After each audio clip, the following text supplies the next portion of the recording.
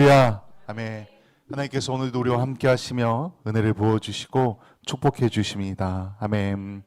우리 어제 설날이었는데 아마 다들 집에서 새해 복 많이 받으세요 인사를 했을 겁니다.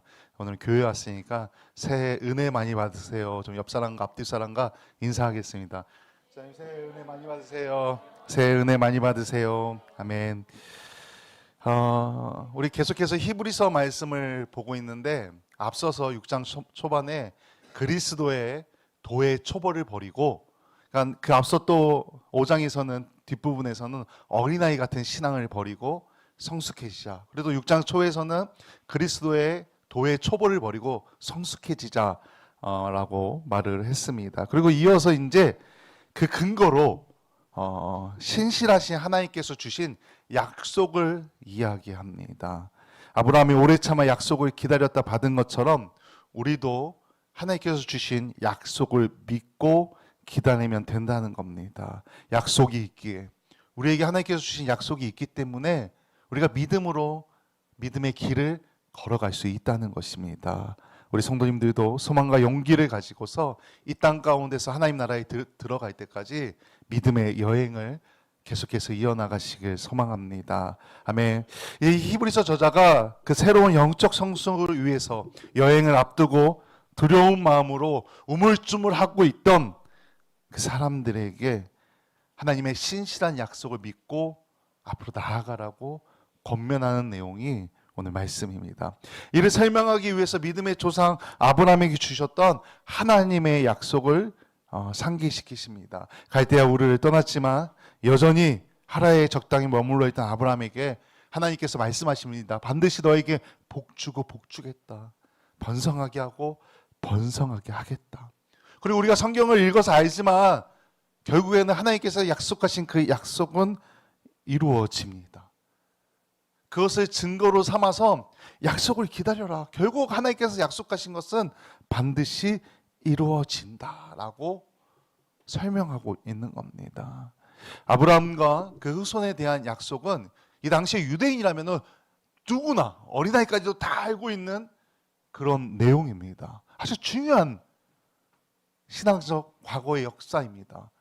그래서 그것을 예로 들면서 사람들에게 설명하는 겁니다. 설득하고 있는 겁니다. 권면하고 있다는 것입니다. 우리는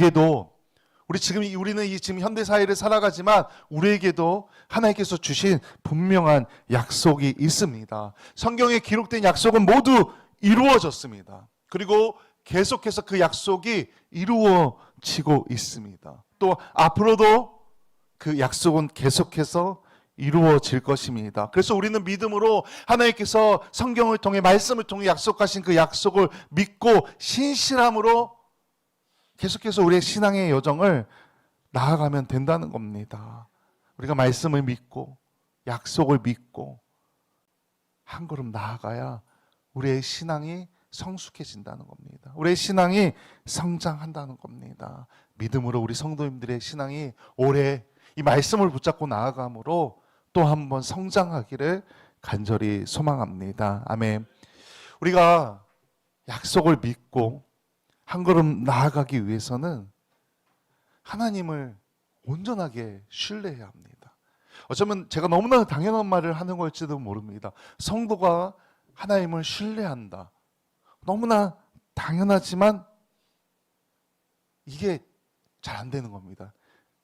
히브리서 저자도 당시의 유대인들이 그게 잘 안 됐던 겁니다. 막 마음이 흔들리고 우물쭈물하고, 그러니까 그 신앙을 다잡아라. 흔들리면 안 된다라고 권면하는 겁니다. 그러면서 맹세에 대한 이야기를 합니다. 우리가 어떤 계약을 할 때 뭔가 불안하면, 이 서류만으로도 불안을 하면 뭘 세우죠? 보증인을 세우지 않습니까? 보증인. 근데 그건 이제 지금은 현대 사회라 다 대부분 서류로 확인을 하지만 옛날에는 그 서류가 없을 때는 뭔가 지위가 있는 사람, 혹은 그 마을에서 이장이라든지 그래도 좀 믿을 만한 사람, 어른을 보증인으로 세웁니다. 그래서 두 사람이 약속을 할 때 힘 있는 사람 혹은 이름 있는 사람은 보증인을 세워서 이 약속의 그 신뢰성을 더하여 줍니다. 그 보증해 주는 사람을 믿고 또 약속을 한다는 것입니다. 이 히브리서 저자가 맹세에 대해서 이야기를 할 때 이 보증에 대해서도 말하고 있다는 겁니다. 우리 17절 말씀을 한 번 더 우리 한번 같이 읽어보겠습니다. 오늘 17절 말씀을 같이 읽습니다. 시작. 하나님은 약속을 기업으로 받는 자들에게 그 뜻이 변하지 아니함을 충분히 나타내시려고 그 일을 맹세로 보증하셨나니. 이 맹세의 보증에 대해서 뒤에 또 7장 21절에서도 한 번 더 언급을 합니다. 그리스도의 대제사장직을 설명하면서 한 번 더 이 보증에 대해서, 맹세에 대해서 이야기하고 있다는 겁니다. 하나님은 사실 신실하신 분입니다. 한번 말씀을 내뱉으시면 이루시는 분입니다. 그러니까 의심할 필요가 하나도 없습니다. 그럼에도 하나님께서 스스로 이 백성들에게 맹세하고 스스로 보증을 삼아 주셨다는 겁니다. 사람으로서 할 수 없는 일을 하나님께서 하지 않아도 되는데 우리를 편하게 해주려고, 우리에게 더 굳건한 믿음을 주시려고 스스로 맹세의 보증을 성도들에게 해주셨다는 겁니다. 우리가 그 말씀을 믿고 나아가야 합니다. 안 해도 됩니다. 사실 하나님 자체로 신실한 분이기 때문에. 하지만 우리를 너무나 사랑하셔서, 이 백성들을 너무나 사랑하셔서 맹세의 보증을 해주신 겁니다. 그 말씀이 후손들에게 이어지고 우리에게까지 이어진 겁니다. 이 약속은, 이 사건은 변치 않는 약속과 맹세 두 가지로 증명된 하나님의 거짓 없음과 신실하심을 보여줍니다. 그렇게 우리가 더욱더 신실하신 하나님을 신뢰하고 앞으로 나아가야 한다는 겁니다. 그래야 우리가 하나님의 은혜를 누릴 수 있기 때문입니다. 또한 그렇게 신뢰하고 나아가야 우리의 믿음이 또 한 번 성장한다는 겁니다.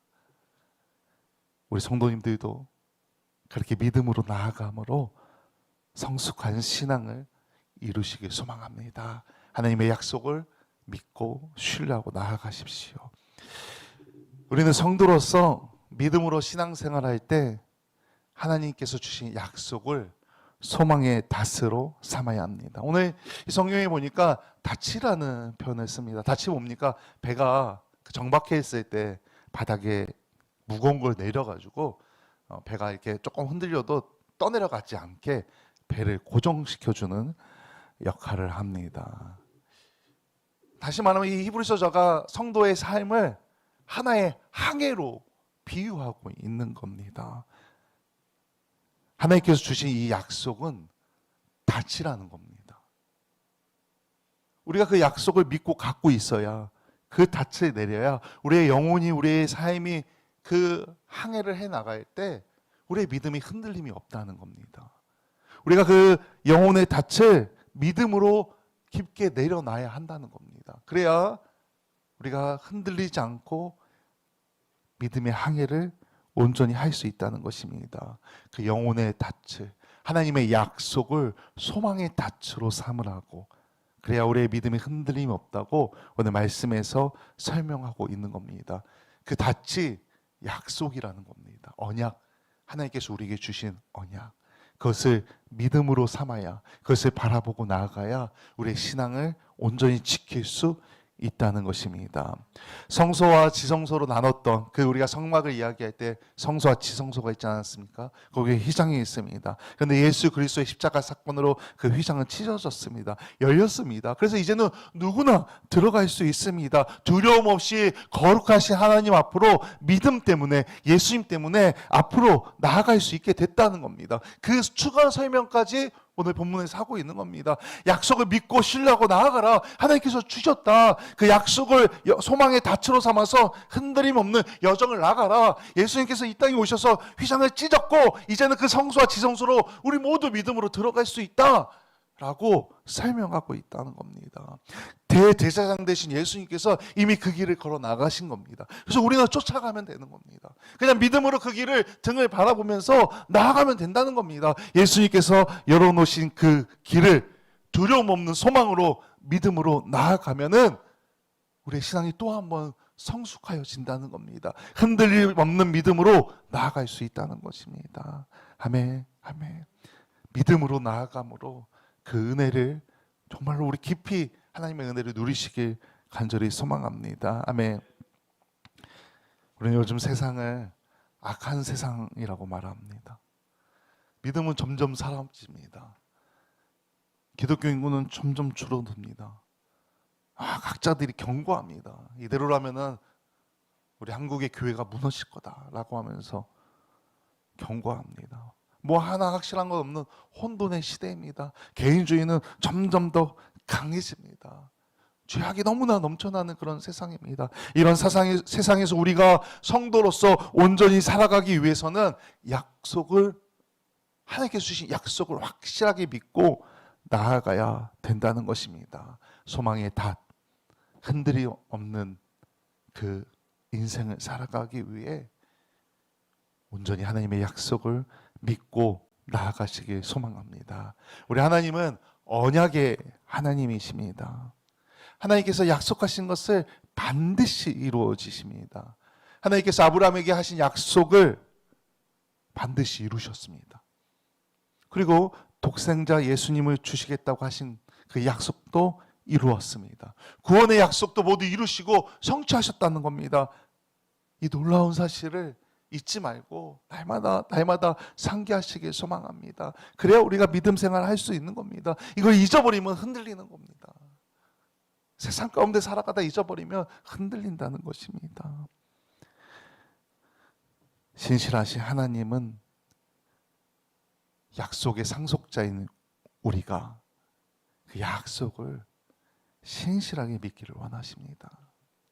오늘 이 끝에 마지막 말씀을 준비하면서 그 유산 상속 때문에 싸우는 그 드라마를 생각나게 합니다. 주말 연속극 그 드라마 보면은 맨날 유산 때문에 싸우는 내용들이 많지 않습니까? 유산을 약속했음에도 그 재벌집에 그 다툼들 왜 그렇습니까? 아버지의 말을 신뢰하지 못하게 그렇습니다. 분쟁이 일어나는 겁니다. 분란이 일어나는 겁니다. 우리도 마찬가지입니다. 우리가 하나님을 온전히 신뢰하지 못하면은 교회에는 분란이 일어날 수밖에 없습니다. 하나님의 약속을 온전히 바라보지 못하면은 교회도 무너집니다. 믿음으로 신실함으로 우리에게 행하시는 하나님께 모든 걸 맡기고 나아가시길 소망합니다. 믿음을 지킴으로 믿음을 통해 역사하시고 인도하시는 놀라운 하나님의 은혜를 우리 성도님들 모두가 체험하시길 주님의 이름으로 간절히 축원합니다. 아멘.